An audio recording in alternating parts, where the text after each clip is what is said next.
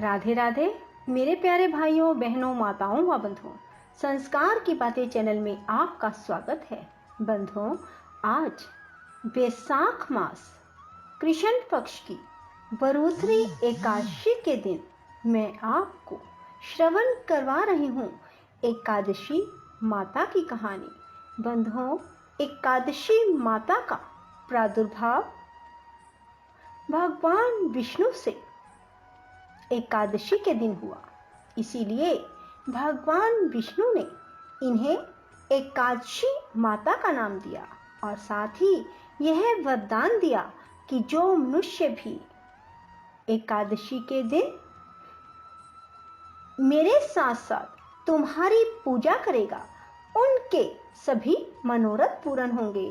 और जो कोई मनुष्य एकादशी के दिन एकादशी माता की कहानी को सुनेंगे उनके सभी मनोरथ तो पूर्ण होंगे ही, साथ ही उनका घर धन धान्य से सुख समृद्धि से सदा ही भरपूर रहेगा। बंधुओं, पूर्ण विश्वास एकाग्रचित होकर बरूथरी एकादशी के दिन एकादशी माता की कथा को सुनिए। बंधुओं, यदि आपने YouTube चैनल संस्कार की बातें अब तक सब्सक्राइब नहीं किया तो जरूर करें और बेल आइकन दबाना ना भूलें ताकि आपको हमारी आने वाली सभी वीडियोस की जानकारी सबसे पहले हो सके। बोलो एकादशी माता की जय हो। एक बार एक राजा के दो बेटियां थी। छोटी बेटी एकादशी का व्रत किया करती थी। हर कोई छोटी बेटी की प्रशंसा किया करता था और बड़ी बहन छोटी बहन से ईर्ष्या करती थी। एक बार पड़ोसी राजा का बेटा बड़ी बेटी को देखने आया, लेकिन उसे बड़ी बेटी की जगह छोटी बेटी पसंद आ गई। राजा की छोटी बेटी अब बड़ी बहन छोटी बहन से और भी चिढ़ने लगती है। वह छोटी बहन को मारने के नए नए तरीके अपनाती रहती है। एक बार वह लड्डू में जहर मिलाकर उसे खिलाने की कोशिश करती है और एक बार वह मटके में जहरीला सांप रखकर छोटी बहन के कमरे में रख देती है। एक बार छोटी बहन को पनघट पर पानी भरने के लिए ले जाती है और धोखे से कुएं में धक्का दे देती है, पर हर बार ग्यारस माता उसे बचा लेती है क्योंकि वह ग्यारस माता की व्रत किया करती थी। बड़ी बहन बहुत परेशान हो गई कि यह तो किसी भी तरह नहीं मरती। तब एक दिन बड़ी बहन छोटी बहन से बोली, मेरी प्यारी बहन, भगवान ने हम सब की मृत्यु किसी न किसी तरह लिखी है। क्या तुम्हें पता है कि तुम्हारी मृत्यु कैसे होगी?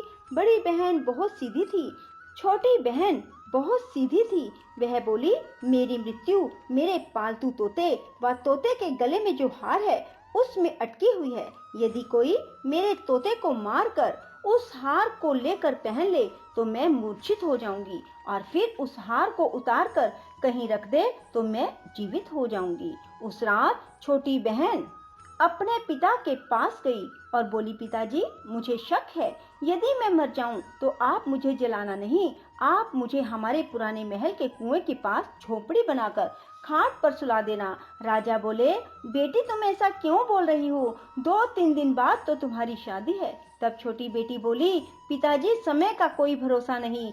इस तरह शादी वाला दिन भी आ गया। शादी वाले दिन बड़ी बहन छोटी बहन के पालतू तोते को ढूंढती है, पर वह उसे कहीं नहीं मिलता। तभी दरवाजे पर बारात आ जाती है। वरमाला का कार्य संपन्न हो जाता है। फेरों की रस्म शुरू हो जाती है। उधर बड़ी बहन तोते को ढूंढ लेती है और वह उस तोते को मार देती है। वहीं छोटी बहन के 3.5 फेरे राजकुमार के साथ पूरे हो जाते हैं। तभी छोटी बहन मूर्छित होकर गिर जाती है। उधर बड़ी बहन तोते के हार को खुद पहन लेती है। तब फेरों में सभी घबरा जाते हैं। सभी बारातियों में हलचल मच जाती है कि राजकुमारी को क्या हुआ। सब डर जाते हैं। तब राजा वैद्य हकीमों को बुलाते हैं। छोटी राजकुमारी को महल में ले जाकर लिटा दिया जाता है। वैद्य और हकीम राजा से कहते हैं, राजकुमारी ना मरी है ना जीवित है, हमने ऐसा पहली बार देखा है। तब राजा उनसे कहते हैं, बाहर जाकर बोलना कि राजकुमारी बेहोश है, अभी थोड़ी देर में ठीक हो जाएगी। यदि तुम ऐसा नहीं कहोगे तो मैं तुम्हें फांसी दे दूंगा। बेचारे वैद्य हकीम राजा के कहे अनुसार बोल देते हैं। तभी बड़ी बेटी आती है और कहती है, पिताजी, मुझे छोटी बहन के मरने का बहुत दुख है। उससे ज्यादा दुख मुझे आपकी इज्जत का है, जो कि खराब हो जाएगी। आप ऐसा करो कि मेरी शादी राजकुमार के साथ कर दो, तब सब ठीक हो जाएगा, आपकी इज्जत भी रह जाएगी। तब राजा को यही ठीक लगा और राजा ने छोटी बेटी के कपड़े पहनाकर बड़ी राजकुमारी को फेरों में बिठा दिया। पर राजकुमार ने मना कर दिया, कहा कि यह मेरी पत्नी नहीं है। मेरी पत्नी जब बोलती है तो उसके मुंह से फूल झड़ते हैं। लेकिन सब ने समझा बुझाकर उससे 3.5 फेरे लगवा दिए। बड़ी राजकुमारी ससुराल आई तो राजकुमार ना तो उससे बात करते थे, ना उसके हाथ से पानी पीते थे, ना ही उसके हाथ का बनाया हुआ खाना खाते थे। राजकुमार ने मन ही मन सोचा, मैं पता लगा कर रहूंगा कि मेरी पत्नी के साथ क्या हुआ। एक दिन राजकुमार दुखी मन से घोड़े पर बैठकर जा रहे थे कि घोड़ा वहीं जाकर रुका जहां राजकुमारी की अधमरी लाश को रखा गया था। राजकुमार ने मन ही मन सोचा कि घोड़ा यहाँ किस कारण से रुका है, कोई तो वजह है जो यहाँ घोड़ा रुक रहा है। तब राजकुमार घोड़े से उतरकर पुराने महल में गए। वहाँ एक चौकीदार था। राजा ने पूछा, यह महल किसका है? तब चौकीदार ने बताया कि यह महल किसका है। तब राजकुमार समझ गए कि यह पुराना महल तो उसके ससुर का ही है। वहाँ खाट पर कौन सो रहा है? राजकुमार ने चौकीदार से पूछा। तब चौकीदार कहने लगा कि यह राजा की छोटी बेटी है जो शादी वाले दिन अधमरी हो गई थी। तब राजकुमार ने कहा कि यह तो मेरी पत्नी है, इसके साथ मैंने 3.5 फेरे लिए थे। तब राजकुमार ने चौकीदार से कहा, तुम किसी को ना बताना कि मैं यहाँ आया हूँ, मैं तुम्हें मुंह मांगी रकम दूंगा। चौकीदार ने हाँ कर दी और राजकुमार खाट के पास गया और बचे हुए 3.5 फेरे खाट के साथ ले लिए। राजकुमार उस दिन वहीं पर रहा और रात को भी वहीं रहा। छोटी रानी रात को खड़ी हो गई। उसने अपने पास अपने पति को देखा तो वह बहुत रोई। राजकुमार ने पूछा, बड़ी अजीब बात है, तुम शादी वाले दिन मूर्छित क्यों हो गई? तुम्हारे पिता ने मेरी शादी तुम्हारी बड़ी बहन से क्यों करवा दी, जबकि मैंने तुम्हारी बड़ी बहन को स्वीकार भी नहीं किया? तब तुम मुझे पूरी बात बताओ। तुम दिन भर तो मूर्छित थी, अब रात को जीवित कैसे हो गई? इसका भी राज बताओ। तब राजकुमारी ने अपने पति को तोते और हार वाली सारी बात बताई। यह भी बताया कि यह बात मैंने अपनी बड़ी बहन को बताई थी। एक बार मेरी बड़ी बहन ने मुझसे मेरी मृत्यु का उपाय पूछा, तब मैंने उसे पूरी बात बताई। मेरी बड़ी बहन मुझसे बहुत ईर्ष्या करती थी। उसने कई बार मुझे मारने की कोशिश की, पर ग्यारस माता ने मुझे हर बार बचा लिया। यह सब मेरी बड़ी बहन ने किया है। तोते के गले में जो हार था वह मेरी बड़ी बहन दिन में पहन लेती है और रात को उतार देती है। इसीलिए मैं दिन में मूर्छित रहती हूँ और रात को जीवित हो जाती हूँ। यदि वो हार मुझे वापस मिल जाए तो मैं हमेशा के लिए जीवित हो जाऊंगी। कोई बहन भी ऐसा कर सकती है? अब राजकुमार छोटी राजकुमारी के साथ वहीं दिन बिताने लगे।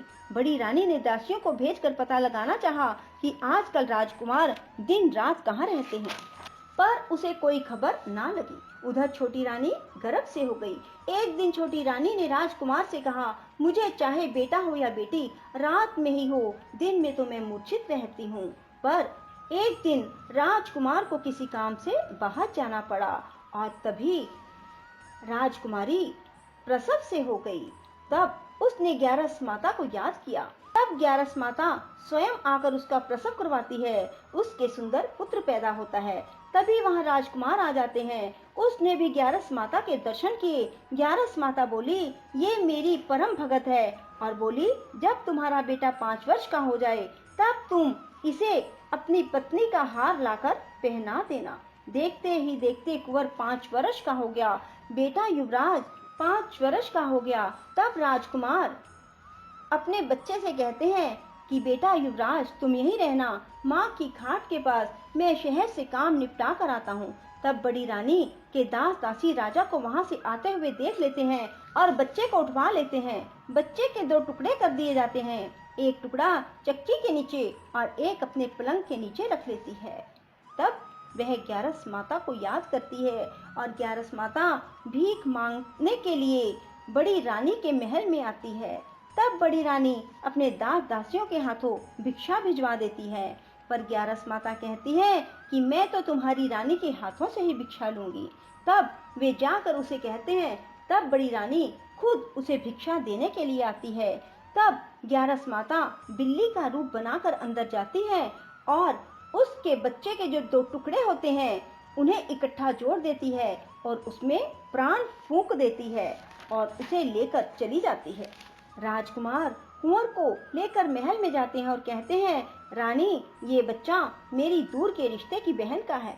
यदि तुम इसे प्यार से रखोगी तो शायद मेरा दिल भी तुम पर आ जाए। तब बड़ी रानी कुंवर को लाड प्यार से रखती है। तब एक दिन राजकुमार अपने बेटे से कहता है कि तुम अपनी मामी से हार मांग लो, हम ये हार लेकर तुम्हारी माँ के पास चलेंगे, पर ये बात अपनी मामी को मत बताना। कुंवर बोले, मामी मामी, मुझे अपना ये हार दे दो। एक बार तो रानी जवाब दे देती है, पर फिर उसे ये बात याद आती है कि जब राजकुमार ने उसे कहा था कि यदि तुम बच्चे का ध्यान रखोगी तो मेरा दिल तुम पर आ जाएगा। तब बड़ी रानी कुंवर को हार दे देती है। कुंवर उस हार को लेकर अपने पिता को देते हैं। आज हम आपके हाथ का बना हुआ खाना खाएंगे, हम आते हैं, तुम खाना तैयार करो। बड़ी रानी बहुत खुश हो जाती है कि आज मेरे पति मुझसे खुश हैं। तब राजकुमार छोटी रानी के पास जाते हैं। बड़ी रानी उधर बहुत खुश होती है। तब राजकुमार छोटी रानी को वो हार पहना देते हैं और छोटी रानी जीवित हो जाती है और महल में छोटी रानी और बच्चे को लेकर आते हैं और बड़ी रानी को अपने ससुर के यहाँ छोड़ने के लिए चले जाते हैं और उन्हें सारी बात बताते हैं। उसके ससुर भी इस बात में शर्मिंदगी महसूस करते हैं और कहते हैं, ये मेरी परवरिश में ही कुछ ना कुछ कमी रही होगी। और ग्यारस माता की कृपा से छोटी रानी के भाग जाग जाते हैं। हे ग्यारस माता, जैसे आप छोटी बेटी पर प्रसन्न हुई वैसे सब पर होना। कहते सुनते हुंकारा भरते सब पर अपनी कृपा बरसाए रखना। बोलो ग्यारस माता की जय। राधे राधे, जय श्री कृष्णा। बंधुओं, यदि आपको हमारी वीडियो पसंद आए तो इसे लाइक करें और शेयर भी जरूर करें। साथ ही हमारे चैनल को सब्सक्राइब करना ना भूलें।